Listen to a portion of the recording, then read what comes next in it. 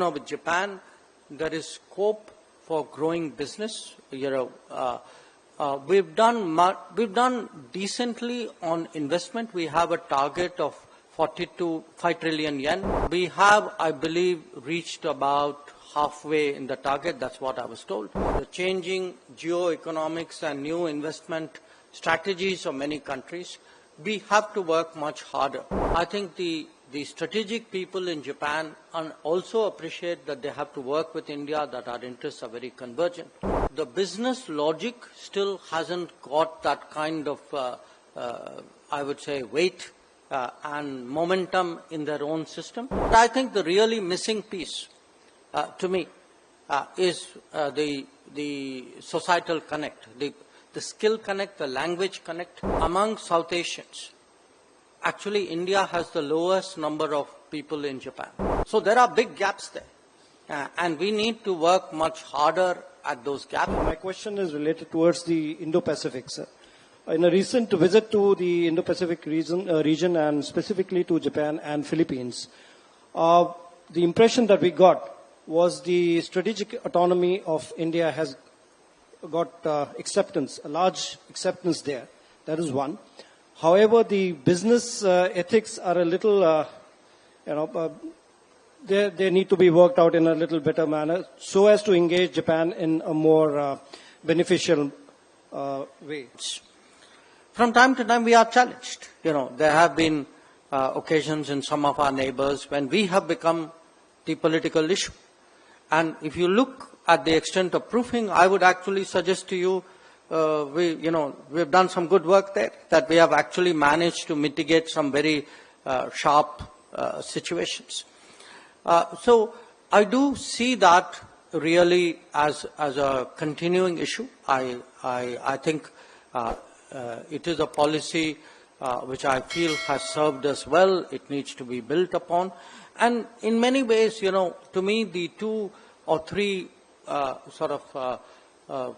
crisis points, or where they have really judged us. One, I think, was the Sri Lanka economic crisis. That while everybody else, including the IMF, was taking its own sweet time, we actually moved very decisively, very quickly, and very massively.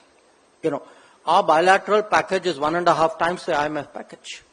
And today, if anybody goes to Sri Lanka and look at really what public opinion in Sri Lanka feels about us, and, we have some pretty complicated history in that country, you can see the impact that it has made. I would say to some degree it has also been the case with the other neighbors when it came to COVID, that, almost all the neighbors got their first vaccines from us.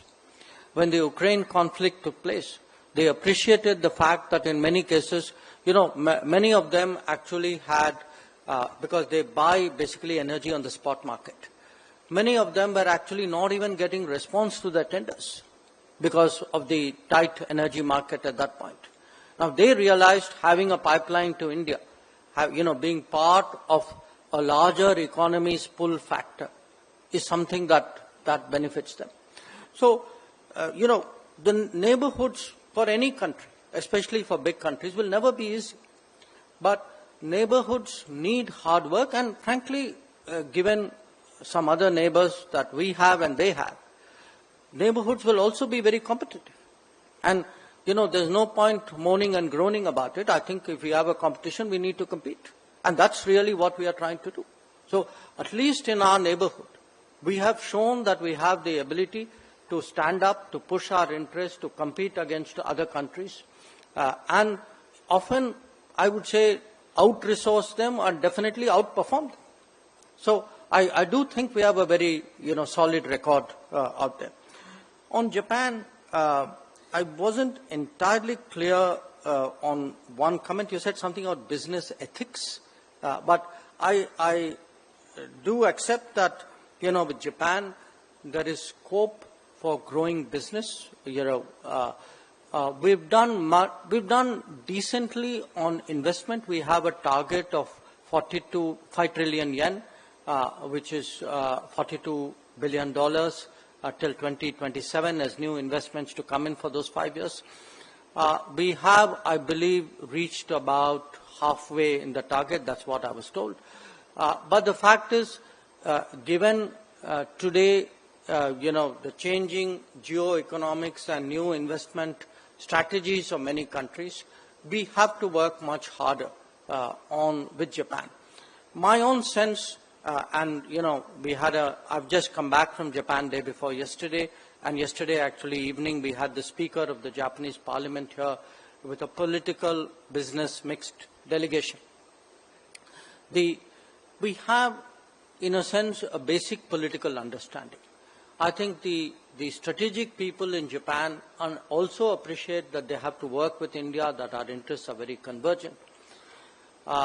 My sense is the business logic still hasn't got that kind of, I would say, weight and momentum in their own system.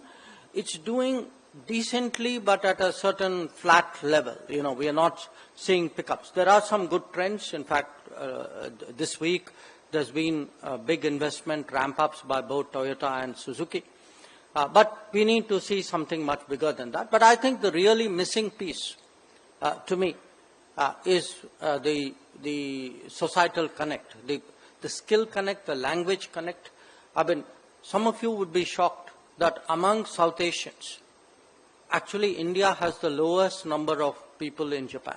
That there are more Nepalis, Sri Lankans, Bangladeshis, Pakistanis working in Japan than there are Indians. If you look at the number of students, there are 1.3 million students, Indian students across the world. There are 1,500 Indian students in Japan. So there are big gaps there. And we need to work much harder at those gaps because, especially with Japan, if you don't drill down and make it happen and, fix it bottom up, it's not going to unfold by itself. It's not a headline-driven relationship. It is actually a bottom-up, grunt work kind of relationship.